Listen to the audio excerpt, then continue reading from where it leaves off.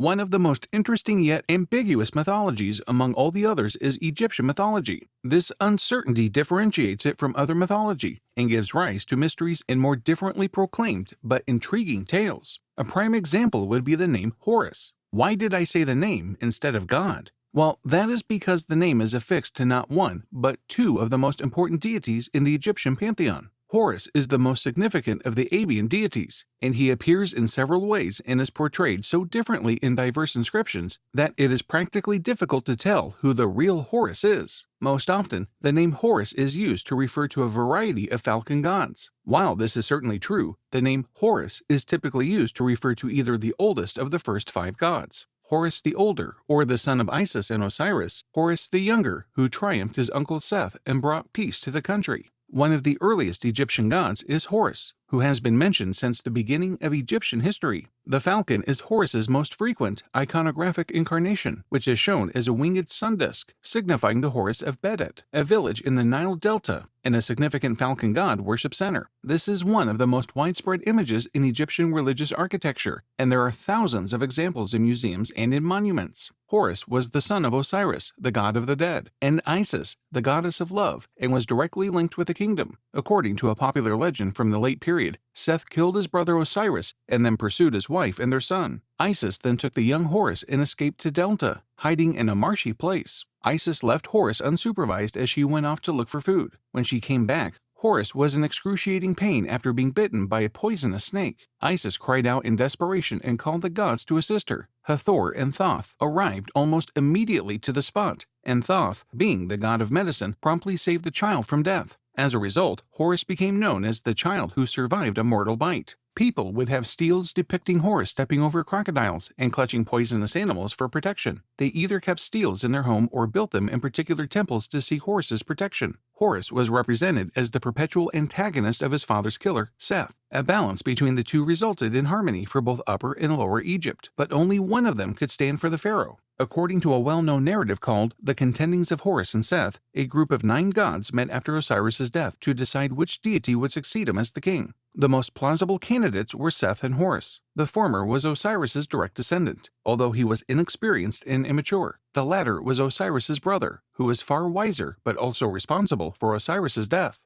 It was decided that the two gods would compete in a battle, and the winner would claim Osiris's throne. The contestants came up with a variety of competitions in which they believed they had an advantage over the opposition since they were free to choose the format of the competition. For instance, Seth suggested that they should change into hippopotami and dive into the Nile, as he was frequently connected with a dangerous hippopotamus. The contestant who could hold their breath the longest would be declared the winner. Of course, Seth would have easily prevailed, but Isis, Horus's mother, intervened by jabbing Seth with a copper spear. Ultimately, Horus was declared the winner and the legitimate successor to the Egyptian throne. Due to this, nearly all of the surviving works of Egyptian art feature the falcon deity and have a Horus name for their pharaohs. During the battle between Set and Horus, the left eye of Horus was torn into 6 pieces and removed. The lost eye of Horus was restored by the god of knowledge, Thoth, through magic. One of the best-known symbols of ancient Egypt is the miraculous revived Eye of Horus, also known as the Wadjet, which was believed to provide protection, health, and rejuvenation. The Eye of Horus was a popular design for burial amulets, among other things, since it was thought to protect the pharaoh in the afterlife by warding off evil. Interestingly, the Eye of Horus was also used by the Egyptians for mathematics. Some people still believe that the Eye of Horus has magical powers.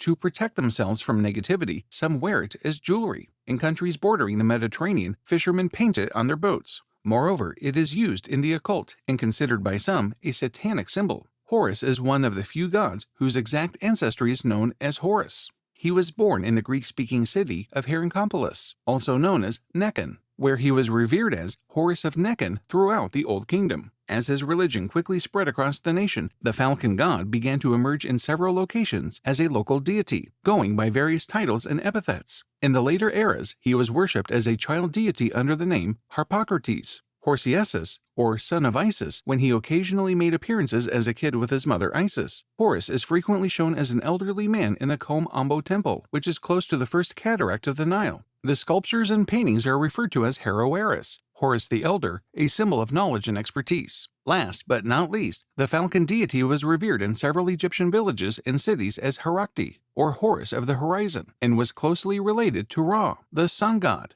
Later, both characters merged into one, Ra-Harakti, who was nearly always shown as a winged sun disk. Later still, a third deity was added to the composite god, making him the most powerful god of the late period, Ra-Harakti Autumn. Horus's name is derived from the word Her, which means high. In his initial incarnation, he was referred to as Lord of the Sky, ruling over all other gods. He was, therefore, believed to hold both the sun and the moon. According to certain textual traditions, the star and the moon stand for Horus's respective right and left eyes. It was observed that the moon was not as bright as the sun, and this was explained in the contending of Horus and Seth. During the different contests and skirmishes between the gods, Seth lost a testicle, and Horus had an eye gouged out. This is why one of his eyes shines brighter than the other.